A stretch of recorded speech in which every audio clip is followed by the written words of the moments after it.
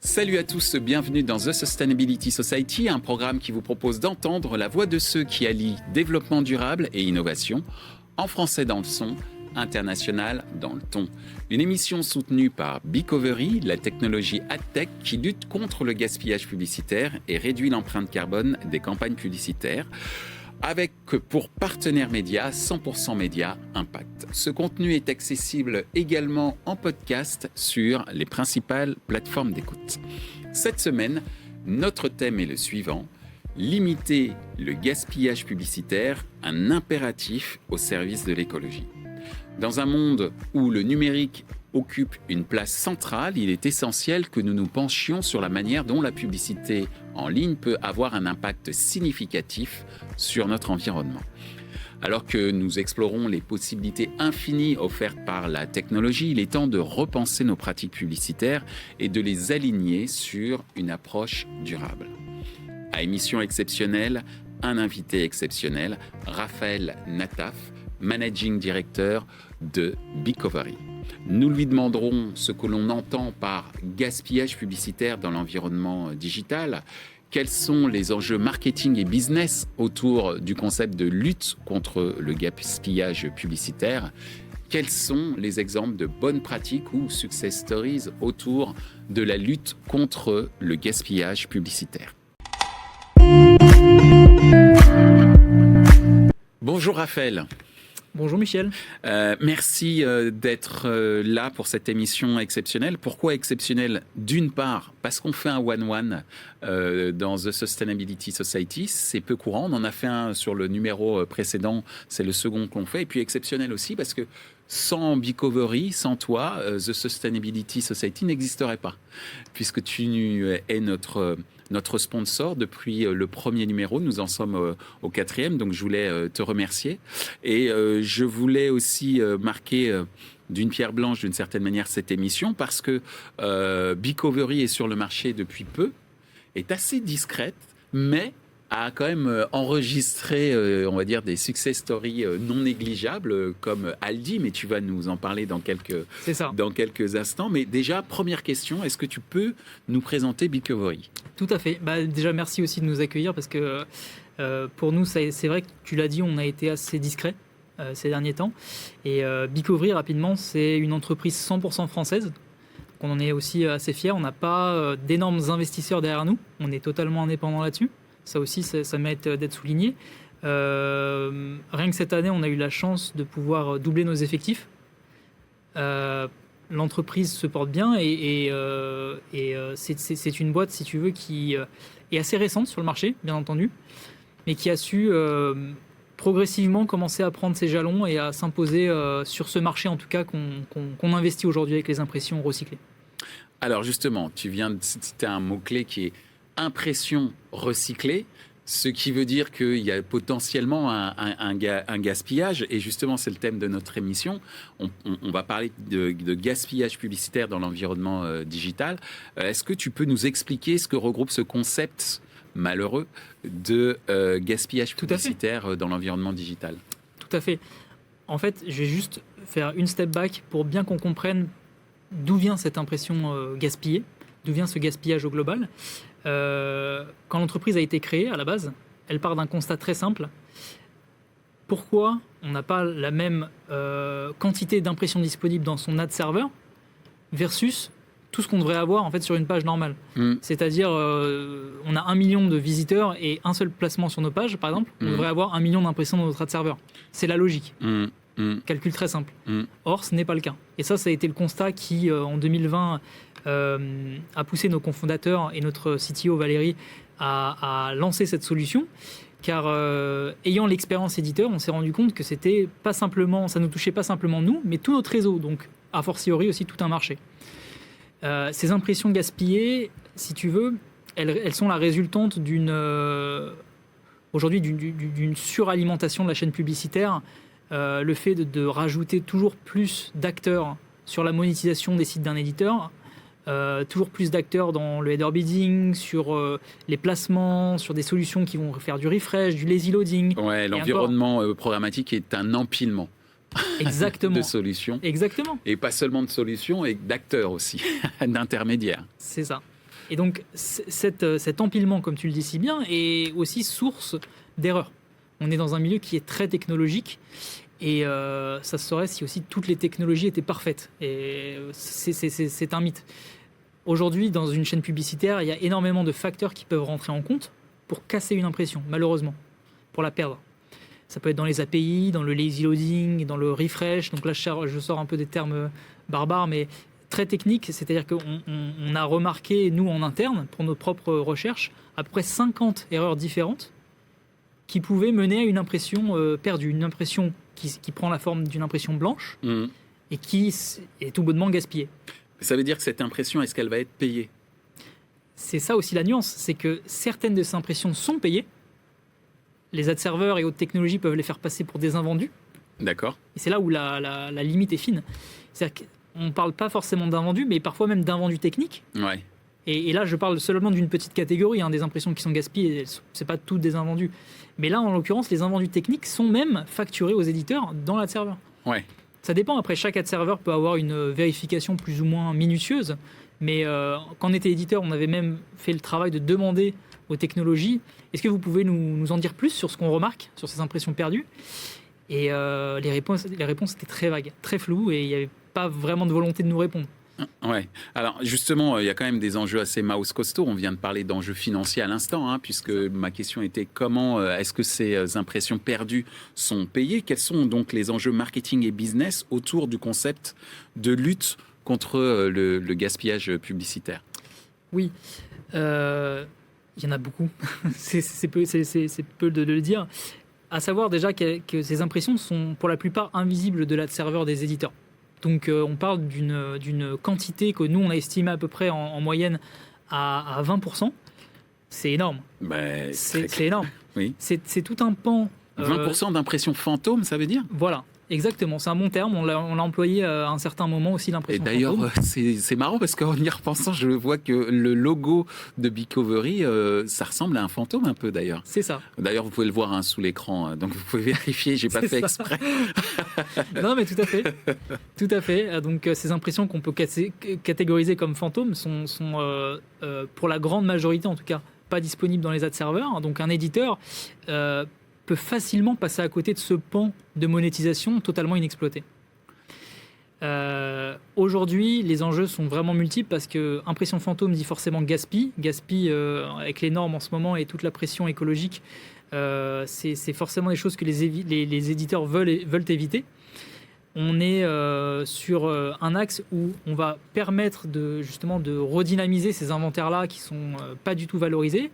Et les enjeux business sont énormes. Donc, on part d'une perte sèche pour la transformer en un supplément totalement accessible via les ad serveurs des éditeurs. Après, il faut savoir aussi que les éditeurs ont une connaissance quand même qui n'est pas inexistante de ce phénomène. C'est-à-dire que quand on s'est développé sur à peu près 500 éditeurs à date, en France majoritairement, mais aussi à l'étranger. Ouais. Et par exemple, aux États-Unis, quand on allait discuter avec des grands groupes, certains nous sortaient le concept de grey boxes. Donc, voilà, exactement. Ce qui rejoignait étrangement aussi le concept d'impression fantôme. Donc, à chacun ses équipes techniques et ses capacités techniques pour se rendre compte de ce phénomène. Or, en France, c'est aussi pour ça qu'on commence à évangéliser là-dessus. C'est totalement passé sous les radars des éditeurs. Très bien. Alors, on a expliqué ce qu'était le gaspillage publicitaire. On a expliqué les enjeux marketing, notamment à travers ce chiffre assez impressionnant de 20% d'impressions dits fantômes. C'est ça. Après, la question, c'est concrètement, c'est quoi les bonnes pratiques ? Et j'allais dire, c'est quoi la solution Beacovery concrètement ? Tu parlais de recyclage. Et d'ailleurs, ça fait partie de votre logo. C'est un fantôme qui est au centre d'un signe qui représente justement le recyclage. C'est quoi les bonnes les bonnes pratiques ou les success stories autour de la lutte contre le gaspillage? En gros, comment ça marche, Becovery? C'est un peu ça la question. Tout à fait. Alors, on essaye vraiment aujourd'hui de limiter la perte sèche pour les éditeurs en recyclant ces impressions-là, donc en agissant comme un filet de sécurité après l'ad server. Donc ça arrive après l'ad server. C'est ça. La première impression a été tentée. Force est de constater qu'elle n'a pas réussi à s'afficher. D'accord. Donc on a cherché, notre algorithme va chercher à récupérer ces impressions-là, comprendre pourquoi elles n'ont pas fonctionné. Et quand on parle de recyclage, on est littéralement sur un recyclage sur le front-end des éditeurs. Alors je m'explique. On va réutiliser les technologies qui ont déjà été chargées sur la page de l'éditeur. Donc recycler toutes les librairies JavaScript, de placement, de l'ad server, des partenaires qui ont déjà été chargés. D'accord. Et proposer, avec plusieurs scénarios différents, une remonétisation de ces inventaires-là. On les remet à disposition des éditeurs et ils ont le choix. Et quand tu dis ils ont le choix entre quoi et quoi? C'est ça. Aujourd'hui, notre force avec Becovery, c'est qu'on arrive à être à la croisée des chemins entre les éditeurs et les annonceurs. Ces 3 dernières années, on s'est vraiment concentré sur construire notre marketplace, construire notre réseau d'éditeurs, pour ensuite justement mieux regrouper ces impressions fantômes recyclées, on recycle, dans cette marketplace RSE, de cette marketplace green. Pourquoi green? Parce que c'est quelque chose que d'ailleurs j'ai pas abordé juste avant, mais qui est très important. Quand on recycle ces impressions-là, l'effort carbone a déjà été fait sur toutes les impressions qui ont été perdues. Ouais. Les librairies ont été chargées, les partenaires ont été chargés, il y a eu un couac dans la chaîne publicitaire. Voilà, ça résulte dans une impression perdue.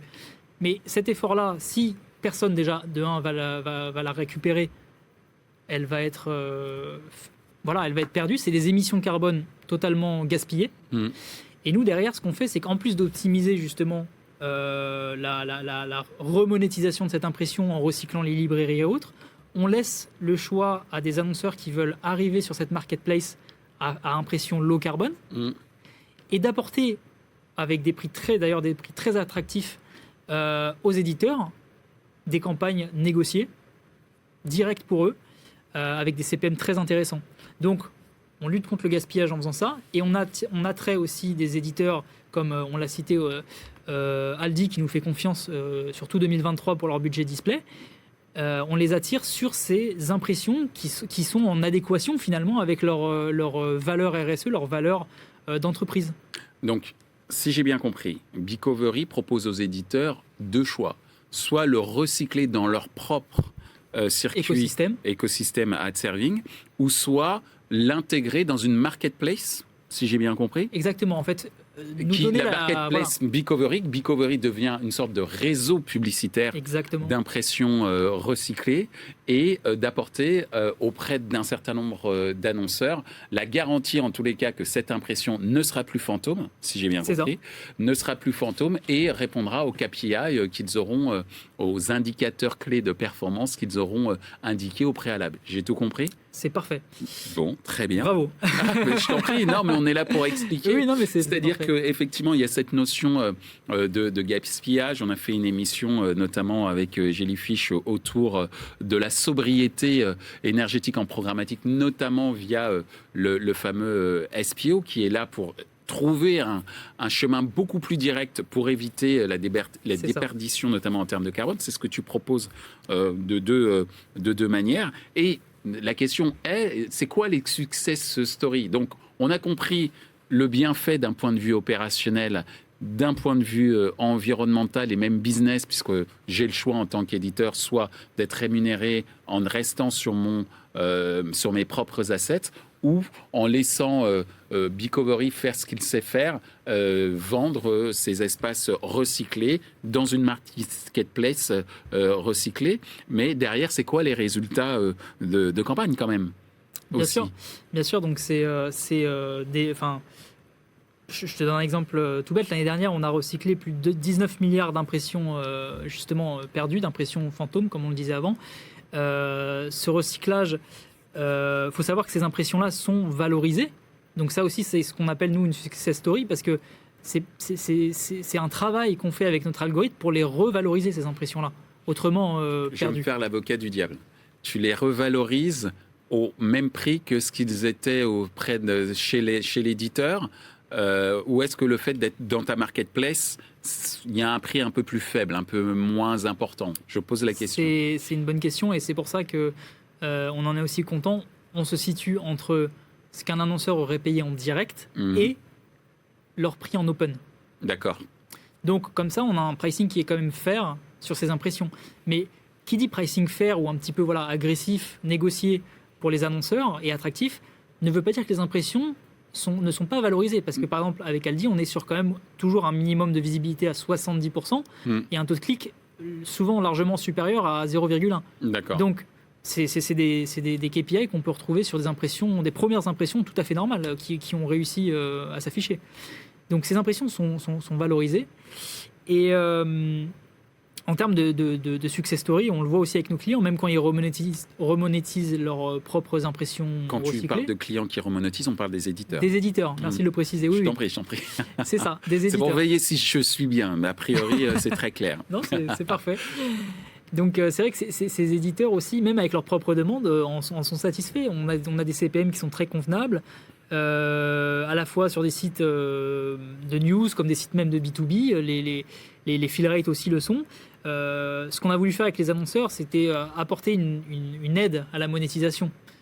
Parce qu'il n'y a que ce que peut faire un éditeur dans une certaine mesure. Après, nous, on a voulu se mettre au milieu aussi pour apporter plus de pression publicitaire sur ces impressions-là.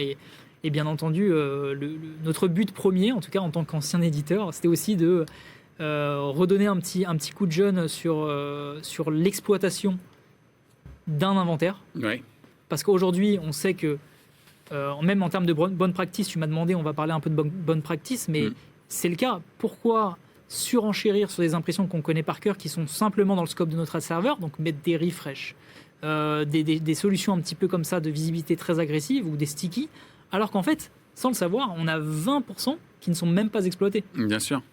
Sur lesquels d'ailleurs on peut aussi faire toutes ces pratiques. Mais donc on a voulu faire en sorte que les éditeurs reprennent en main leurs propres inventaires.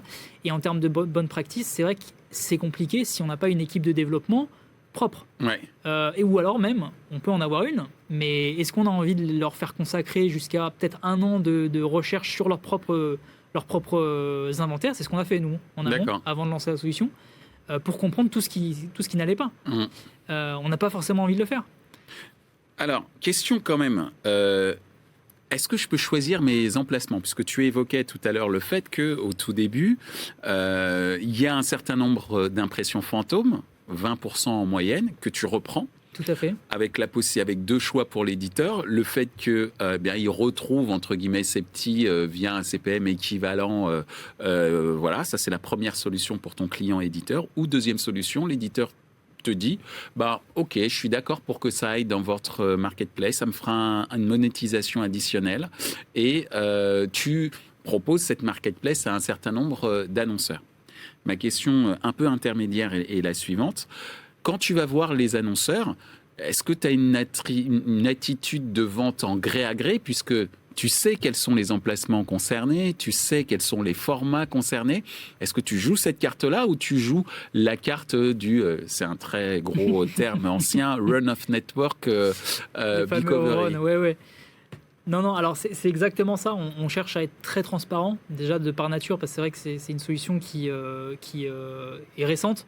Donc ça ne nous viendrait jamais à l'esprit d'aller voir des annonceurs et aller sur un modèle blind, achetez, faites-nous confiance. Là, pour le coup, on lâche tous les cadres de diffusion dès le début. Okay. C'est très clair. On demande cependant aussi, pour l'uniformité de la chaîne RSE, d'avoir des créatifs qui respectent nos spécifications techniques, qui sont bien inférieures à celles qu'on peut avoir en open. On s'est basé sur les specs de l'IAB pour info, donc par exemple un MPU à 250 kilo-octets, des choses comme ça. Ce qui fait aussi la cohérence ensuite sur l'activation de cette marketplace. Et c'est vrai que on a une approche très transparente en tout cas avec nos annonceurs, et c'est aussi ce qui fait la force de nos partenariats avec eux pour l'instant. Alors, on a compris ce qu'était le gaspillage publicitaire, on a compris ce qu'était la solution Bicovery pour lutter contre le ghostbustering C'est ça, on nous le dit souvent. On nous le dit souvent. Des inventaires publicitaires avec deux choix, le fait de replacer ces inventaires via ta solution technologique chez l'éditeur ou que l'éditeur te la confie dans le cadre de ton réseau publicitaire. Donc tout ça fait que il y a une sorte d'évolution des mentalités, une certaine évolution des pratiques. On vient de l'expliquer à travers ces success stories et ces bonnes pratiques. Toi, comment justement tu vois évoluer cette lutte contre le gaspillage publicitaire? Et la question aussi derrière, au fond, c'est quelles sont les innovations que tu pourrais apporter en plus à ce que tu fais déjà aujourd'hui? Bien sûr. Alors aujourd'hui, on s'occupe seulement sur le display et le native. Donc c'est des formats qui ne représentent pas encore l'entièreté du marché. On en est conscient et on y travaille justement pour l'ouverture. Cependant, c'est vrai qu'il y a une prise de conscience à prendre à la fois chez les éditeurs et chez les annonceurs pour comprendre qu'on peut faire mieux avec l'existant, qui est aussi un des piliers du RSE d'ailleurs. Cette prise de conscience, elle est encore naissante, comme tous les enjeux du RSE.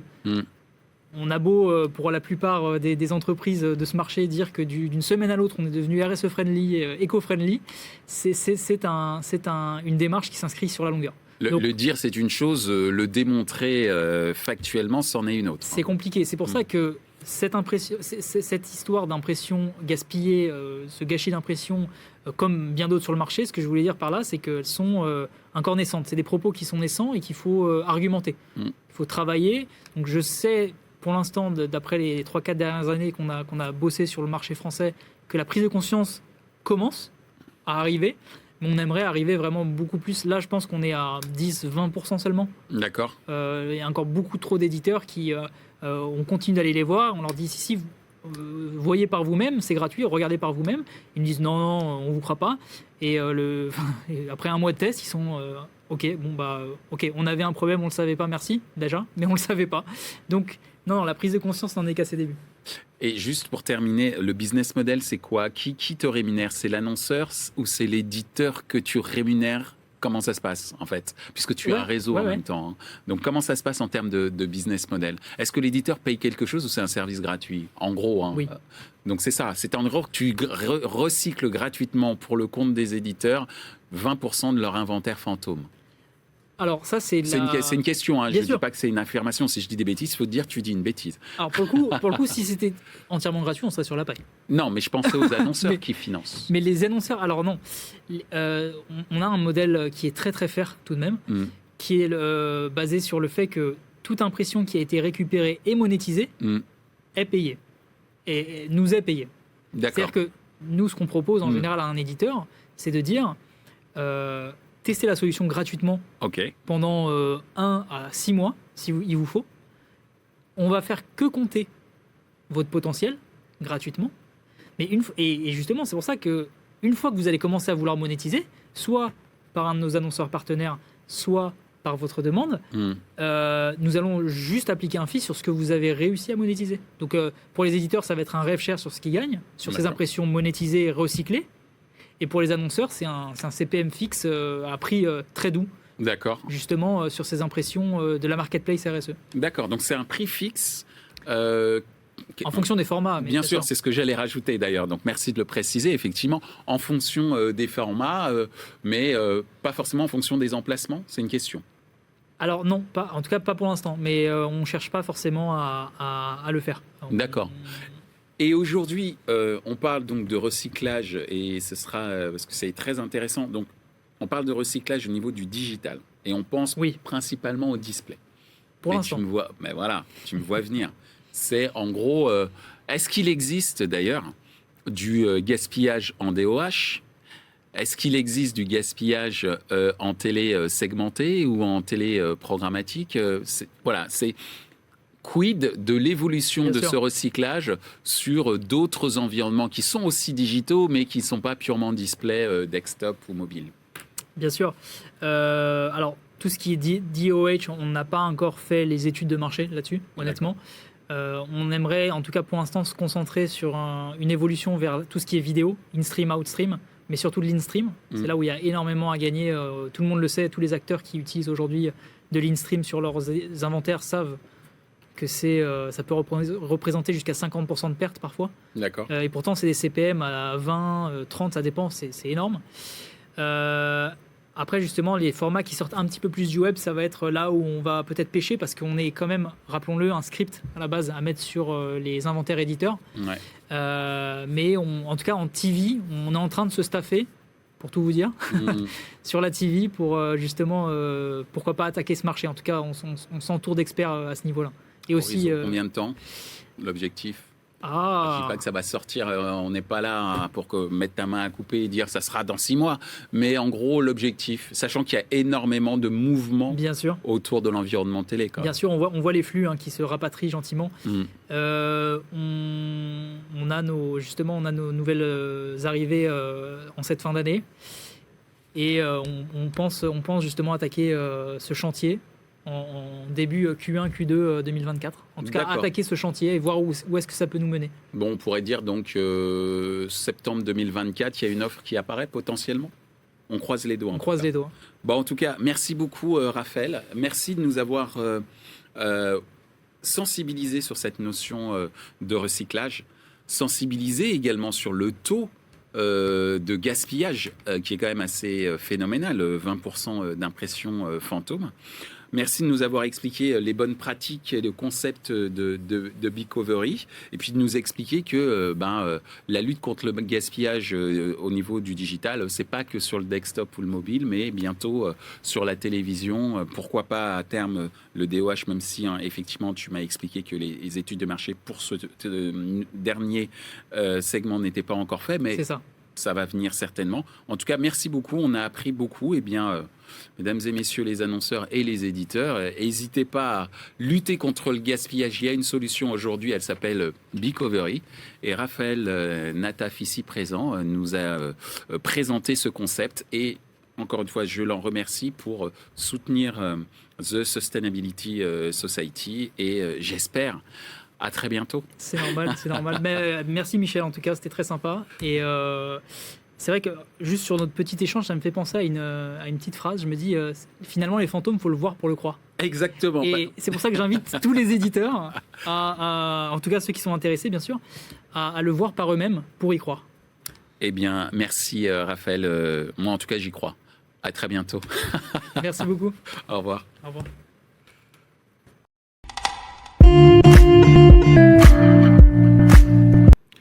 Ainsi s'achève cette émission sur la limitation du gaspillage publicitaire. Merci pour leur soutien à Beakovery, la technologie AdTech qui lutte contre le gaspillage publicitaire et réduit l'empreinte carbone des campagnes publicitaires. Ce contenu est accessible en podcast sur les principales plateformes d'écoute. Merci à notre partenaire média, 100% Média Impact. Merci également à l'ensemble des équipes d'Altis Média pour la réalisation de ce programme.